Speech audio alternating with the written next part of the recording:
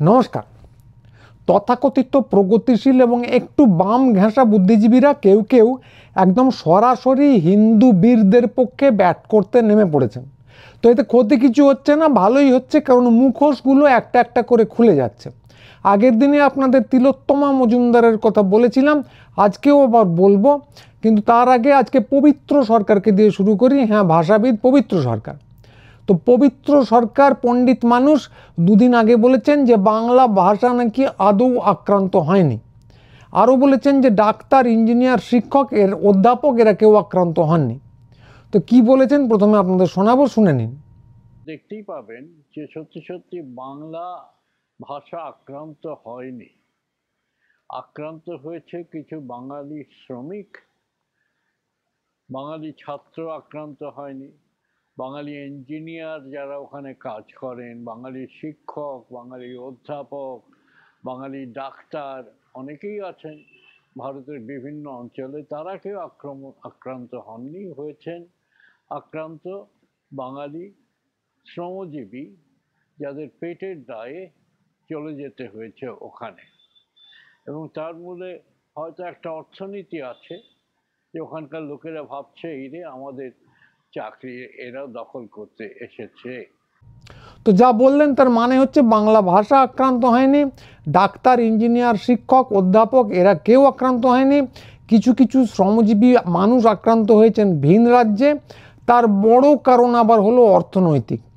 স্থানীয় মানুষদের মধ্যে নাকি ভয় তৈরি হয়েছিল যে এই রে এরা কাজ করতে এসেছে, এরা যদি আমাদের চাকরি খেয়ে নেয়, সেই ভয় নাকি এত কাণ্ড। তো এই যে ডাক্তার ইঞ্জিনিয়ারদের তো কিচ্ছু হচ্ছে না, ডাক্তার, ইঞ্জিনিয়ার, অধ্যাপক অর্থাৎ আমাদের যারা শ্রেণীভুক্ত এদের তো বাপু কিছু হয়নি, শুধু কটা গরিব গরিবের ওপর আক্রমণ হচ্ছে। তা নিয়ে এত হইচই করার কি আছে? বাংলা ভাষা বিপন্ন বলারই বা কী আছে? জাতি বিপন্ন বলারই বা কী আছে? এই যে চূড়ান্ত একটা শ্রেণীগত দৃষ্টিভঙ্গি, শ্রেণীগত মানে যে শাইনিং উচ্চবিত্ত ভদ্রবিত্ত শ্রেণীর যে দৃষ্টিভঙ্গি, সেটাকে বুক বাজিয়ে প্রকাশ করার যে দৃষ্টিভঙ্গি, নির্বিকার মুখ করে ক্যামেরার সামনে সেটা বলে দেওয়া যায়, এটা দেখে বুঝতে পারা যায় অবস্থাটা কোন দিকে যাচ্ছে, কোনখানে পৌঁছে গেছে। তো এতে করে অবশ্য খারাপ কিছু হচ্ছে না, কারণ মুখোশ খুলে যাচ্ছে। প্রথমেই বললাম, মুখোশ খুলে যাচ্ছে, দেখা যাচ্ছে যে কি পরিমাণ শাইনিং আবর্জনায় ঢেকে গেছে বামপন্থা বুদ্ধিজীবিত্বের ভান করে পাণ্ডিত্যের মুখোশের আড়ালে কিভাবে দাঁত নখ বার করছে। পুরনো ভাষায় যাকে আমরা বলতাম প্রতিক্রিয়া, হিন্দু বীর, হিন্দু সংস্কৃতি, তথাকথিত হিন্দু বীরদের যে সংস্কৃতি, সেটা কিভাবে মাথাচাড়া দিয়ে উঠছে সেটা এখানে পরিষ্কার করে দেখতে পাওয়া যাচ্ছে। এবং কথাগুলো যে বলেছেন পবিত্র সরকার, ওর অবগতির জন্য জানাই, হ্যাঁ, সব কিছুর সঙ্গেই অর্থনীতি একরকম করে জড়িয়ে থাকে। আমরা জানি যখন এথনিক ক্লিনজিং হয়েছে গোটা অস্ট্রেলিয়া জুড়ে, তার পিছনে ছিল জমি দখল করার অর্থনীতি। যখন আফ্রিকা থেকে কালো লোকেদের ধরে ধরে চেন বেঁধে জাহাজে করে আমেরিকায় নিয়ে আসা হতো দাস হিসেবে, সেই দাস ব্যবস্থার মধ্যেও ছিল তুলো তৈরির অর্থনীতি। কিন্তু এতর দ্বারা যে ঘৃণ্য কাজগুলো হয়েছে, জাতিগতভাবে যে নিকেশ করে দেওয়া হয়েছে বিভিন্ন জনগোষ্ঠীকে, সেগুলোর কোনো রকম বৈধতা তৈরি হয়নি। এবং ওনার অবগতির জন্য এও জানায়, যদিও পণ্ডিত মানুষ হয়তো ভুলে গেছেন, যে ইহুদিরা যখন আক্রান্ত হতো জার্মানিতে এই কিছুদিন আগে, দ্বিতীয় বিশ্বযুদ্ধের আগে, তখনও কিন্তু অবিকল এইসব অজুহাতই দেওয়া হতো। অর্থনীতির অবস্থা নাকি খুব খারাপ, ইহুদিরা নাকি সব কাজ দখল করে নিচ্ছে, তাই স্থানীয় মানুষদের কিছু বিক্ষোভ দেখা দিচ্ছে। তো এইগুলোকে যেটা বলা হয় এখন মোটামুটিভাবে সেটা স্বীকৃত, যে এই জাতিবিদ্বেষী জিগির তোলা, এগুলো হচ্ছে জাতি নিকেশের প্রথম ধাপ। এবং এর সঙ্গে যুক্ত থাকে রাষ্ট্র ব্যবস্থা। সাধারণ মানুষ নয়, সাধারণ মানুষ অনেকটা নিষ্ক্রিয় থাকে।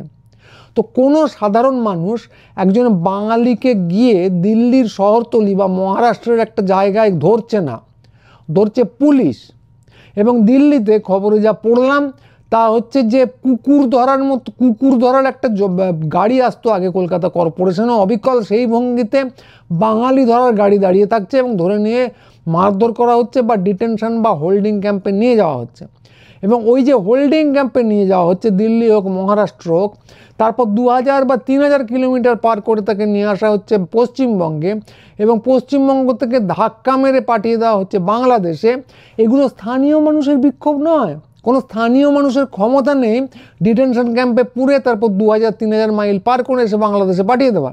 এর পেছনে জড়িত আছে রাষ্ট্রশক্তি, এর পিছনে জড়িত আছে পুলিশ এবং বিএসএফের মধ্যে একটা অদৃশ্য সংযোগ আছে, যেটা নিয়ে তদন্ত হওয়া দরকার। কারণ পুলিশ কাউকে ধরে বিএসএফের হাতে তুলে দিলেই সে তাকে বাংলাদেশে পাঠিয়ে দেয় না।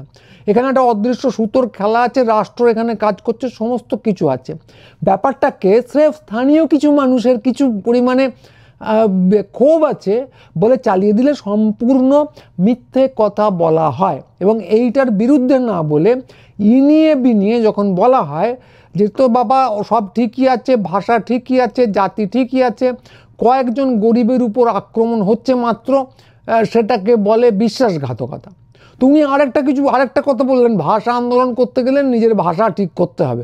শুনতে খুব ভালো লাগে, ভাষা আন্দোলন করতে গেলে শুদ্ধ ভাষায় কথা বলুন। আমাদের রাজনীতিকরা সত্যি কথা বলতে কি শুদ্ধ ভাষায় কথা বলতে পারেন না, কোনো দিকেই পারেন না। ওদিকে মমতা বন্দ্যোপাধ্যায় পারেন না, অনুব্রত কি করেছেন কদিন আগে আপনারা তো জানেনই, ফোনে যদিও সেটা, আর মীনাক্ষী মুখার্জি কী ভাষায় কথা বলেন সেও আমরা জানি।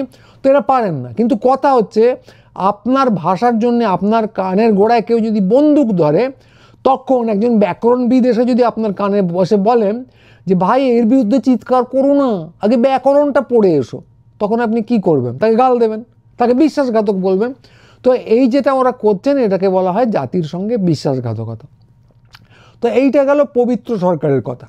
দ্বিতীয় আরেকজন আছেন তিলোত্তমা মজুমদার, যার কথা আগের দিনই একটা অনুষ্ঠানে আপনাদের বলেছি, সেটা আজকে আর দেখাবো না, সেটা পুরনো ভিডিও দেখলেই দেখতে পারবেন। তো তিনি এখনও বিশ্বাস করতে পারছেন না যে বাঙালি ঠেঙানো হচ্ছে। গতকালই তিনি একটা অনুষ্ঠানে আবার এই একই রকম কথা বলেছেন। কি বলেছেন সেটা প্রথমে শুনে নিন। এটার সঙ্গে আরো যেটা অবিচ্ছেদ্যভাবে জড়িত, যে আজকে কেন বাঙালিকে বাইরের রাজ্যে, বাঙালি শ্রমিকদের বাইরের রাজ্যে বিশ্বাস করা হচ্ছে না, কেন তাদের সন্দেহের চোখে দেখা হচ্ছে।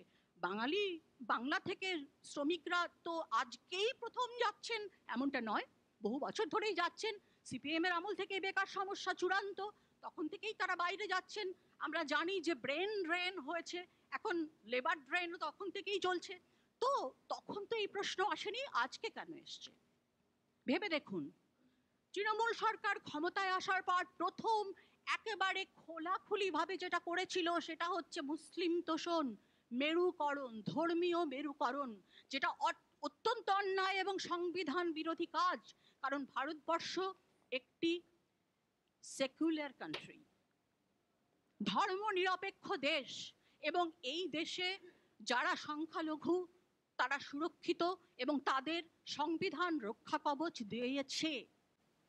এবং তৃণমূল কংগ্রেস ক্ষমতায় এসে যে মুসলিম তোষণকে একেবারে সাংঘাতিকভাবে আঁকড়ে ধরল, শুধুমাত্র মুসলিম ভোটকে কুক্ষিগত করবার জন্য, এবং দেখাতে চাইল যে তারা মুসলিমদের কত ভালো চায়, সেটা যে সম্পূর্ণ একটা ভুল প্রতিশ্রুতি, এবং আমি বলবো সেটা প্রতারণা।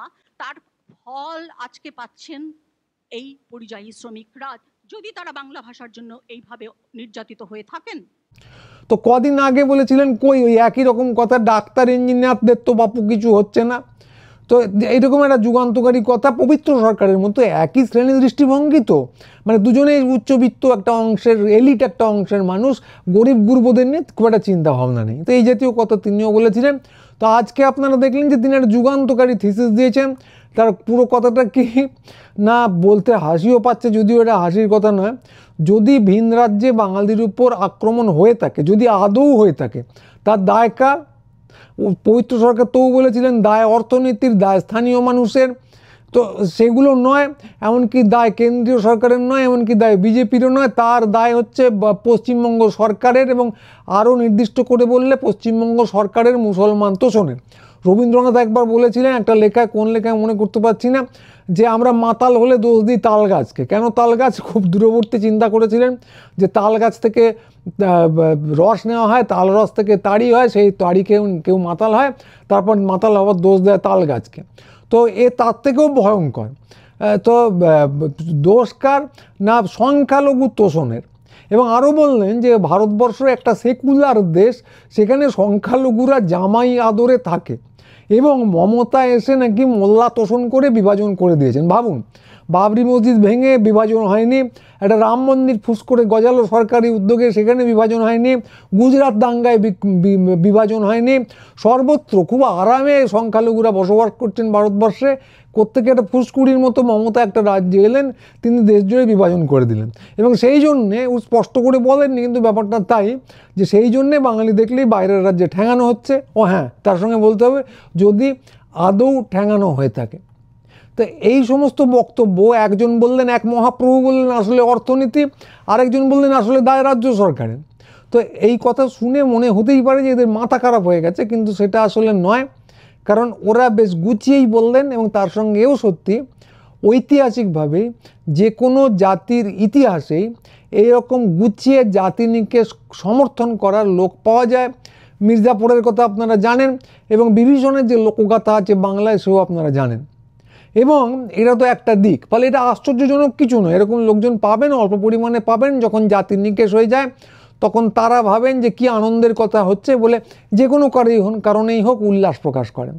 এবং এটা একটা দিক। আর একটা দিক যদি খেয়াল করেন, লক্ষ্য করবেন, এরা যেগুলো বলছেন এবং এই কাণ্ডটা যে হয়ে যাচ্ছে, বাঙালি লেখক বুদ্ধিজীবীদের একটা বড় অংশ এই নিয়ে সম্পূর্ণ নীরব। সাধারণ মানুষ চেঁচামেচি করছে, কিন্তু বুদ্ধিজীবীরা তারা কথায় কথায় পটকার মতো জ্বলে ওঠেন, ধূমকেতুর মতো উৎকীর্ণ হয়ে ওঠে, উৎক্ষিপ্ত হয়ে যান। তারা কিন্তু একদম সম্পূর্ণ নীরব। তো তারা এগুলো বুঝছেন না তা কিন্তু নয়, বিলক্ষণ বুঝছেন, খুব ভালো করে বুঝছেন। কিন্তু আনন্দবাজার তার যে লাইন, সে তো মোটামুটিভাবে খুব একদম সরকারিভাবে অনুপ্রবেশ কিন্তু হচ্ছে, বাবা তার বিরুদ্ধে গর্জে উঠতে হবে, এইসব লাইনে চলে গেছে। তা সেই লাইনের বিরুদ্ধে যদি মুন্ডু কাটা যায়, এই ভেবে সম্পূর্ণ চেপে গেছেন। এছাড়া পিয়ার প্রেশারও আছে যে যদি কেউ ভাবে বাবা আমি তৃণমূলপন্থী, তো সেই জন্যে কোথাও একটা মোমবাতি মিছিল নেই, যদি ওই প্রতিষ্ঠানের বড়দা বা বড়দিরা সেই মোমবাতি কেড়ে ছ্যাঁকা দিয়ে দেন। যদিও কয়েকদিন আগে এরা খুব শিরদাঁড়ার বড়াই করছিলেন, শিরদাঁড়ার জয়গান করছিলেন, কিন্তু সে আর কি বলবো। আর তৃণমূলের কথা যদি বলি তাহলে বলি, হ্যাঁ এরা যে দু চারজন বলছেন এরা কিন্তু সংখ্যালঘু। সুখের কথা এই যে ঠিকঠাক কথা বলছেন এরকম লোকই সংখ্যায় বেশি। তারা অনেকে তৃণমূল বিরোধীও, তাতে কোনো সমস্যা নেই। এই যে তিলোত্তম মজুমদারের কথা বললাম, তার বক্তৃতা শুনতে গিয়ে গতকাল সৃজনের কথাও বললাম। সৃজন তো সিপিএমের লোক, এসএফআই এর সর্বভারতীয় সম্পাদক, সবাই জানেন। কিন্তু নিখুঁত পয়েন্টে একজন বামপন্থী হিসেবে যা বলতে হবে ঠিক সেই পয়েন্টে নিখুঁত কথাবার্তা বলেছেন। তো দু চারটে কথায় যে আপত্তি করার নেই তা নয়, কিন্তু কথাটা হলো যে নিজের পার্টি লাইনে থেকেও একজন বামপন্থীর কীভাবে বক্তব্য রাখা উচিত সেটা ওর থেকে শেখা যায়। দু একদিন আগে তৃণমূলের অরূপের বক্তব্য খাপছাড়াভাবে কিছুটা শুনলাম। ওই তিলোত্তমার বক্তব্য শুনতে গিয়ে, এমনিতে টিভি দেখা বিশেষ হয় না, কিন্তু এই করতে গিয়ে শুনে ফেলেছি। তো সে এবার পার্টি লাইনের ভিতরে থেকে কি করে একটা নিখুঁত বক্তব্য রাখতে হয়, যেটা আপত্তিকর নয় বা আপত্তির জায়গা খুব সামান্য, সেটা এদের থেকে শিখতে হয়। বাকিরাও শিখতে পারেন। বললেই তৃণমূলপন্থী হয়ে যেতে হবে বা সিপিএম হিসেবে চিহ্নিত হয়ে যেতে হবে তা কিন্তু একেবারেই নয়। নিজের বক্তব্য রাখা যায়, এমনকি নিজের পার্টি লাইনকে রেখেও রাখা যায়, এটা এদের কাছ থেকে শিখতে পারেন। তাতে করে শিরদাঁড়া এদের ভালো হয়ে যাবে তা না, কিন্তু কৌশলে যে অন্তত বলতে পারেন এত ভয়ে পেয়ে থাকার কিছু নেই, বা আনন্দবাজার বা পিয়ার প্রেশারকে, এইটা অন্তত এরা শিখতে পারেন। তো যাই হোক, এই অরূপ বা সৃজন কী বলেছে বললাম না, কারণ সেসব নিয়ে রোজই কথা বলছি, ফলে আলাদা করে নতুন কিছু নেই। কিন্তু এখানে বলার এই যেগুলো প্রতিধ্বনিত হচ্ছে এবং ক্রমশ বেশি বেশি করে সংখ্যায় হচ্ছে। যদিও এই দু চারজন যারা একটু চিন্তা ভাবনা করেন, এই সমস্ত লোকজন যে ওই গদি মিডিয়ার গরুর গোয়ালে কেন যান জানি না, কিন্তু সেটা আজকের আলোচনার বিষয় নয়, সেটা অন্য প্রসঙ্গ। আজকের বিষয় এই যে এই কথাবার্তাগুলো আমরা যারা বলছি, আমরা কিন্তু বাংলার ইতিহাসে গদি মিডিয়াকে হারিয়ে ইতিমধ্যেই সংখ্যা গুরুত্বের জায়গায় পৌঁছে গেছি। আমরা এগুলো নিয়ে কথা বলছি, যদিও ওরা এগুলো দেখাতে চাইছে না, কিন্তু ট্রামে, বাসে, ট্রেনে একে অপরের সঙ্গে কথাবার্তার সময়, ইউটিউবে, ফেসবুকে, যে কোনো সোশ্যাল মিডিয়ায়, গুরুচণ্ডালীর ওয়েবসাইটে এই কথাবার্তাই ঘুরে যাচ্ছে। উল্টো দিকে যারা, তারা হালে পানি পাচ্ছেন না, নিন্দিত হচ্ছেন। তো এইটা একদিকে আসার খবর, কিন্তু এটা পুরোটা আসার কিছু নেই, কারণ বাঙালি যে বাঙালি জাতি জেগে উঠলেই যে জাতিসত্তার জয় হবে তা নয়। জাতিসত্তার জয় নির্ভর করছে ভোটের অঙ্কের মতো। ভোটের অঙ্কের উপর বিজেপি অন্য দিক থেকে অন্যরকম ছক করছে, যাতে ভোটার তালিকা থেকেই বিদ্রোহীদের তাড়িয়ে দেওয়া যায়। তো ফলে বিপদ একেবারেই কাটেনি, বরং শিরে সংক্রান্তি, বিপদ আসন্ন। সেই নিয়ে সচেতন থাকতে হবে, কথা বলতে হবে। সেই জন্য আমাদেরকে সাবস্ক্রাইব করুন, আমাদের সঙ্গে থাকুন, আমাদের সাইট দেখুন। এবং আমরা এই বাঙালির উপর অত্যাচারের বিরুদ্ধে 9 তারিখ হিতসাধিনী সভাঘরে যে অনুষ্ঠানটা করছি রাখি বন্ধনের, অবশ্যই সেখানে আসুন আমাদের দোকানে, যেটা কলেজ স্ট্রিটে পুটি নামের ঠিক উল্টো দিকে। অনুষ্ঠানটাও কলেজ স্ট্রিটে। তো আমি থাকবো না, কিন্তু লোকজনের সঙ্গে এলে দেখা হবে। আর এখানে তো রোজই দেখা হচ্ছে, রোজ হয়তো ভিডিও করা যাবে না, কিন্তু নিয়মিত ব্যবধানেই করার চেষ্টা করব। তো আজকে এইটুকুই। সবাই ভালো থাকবেন। নমস্কার।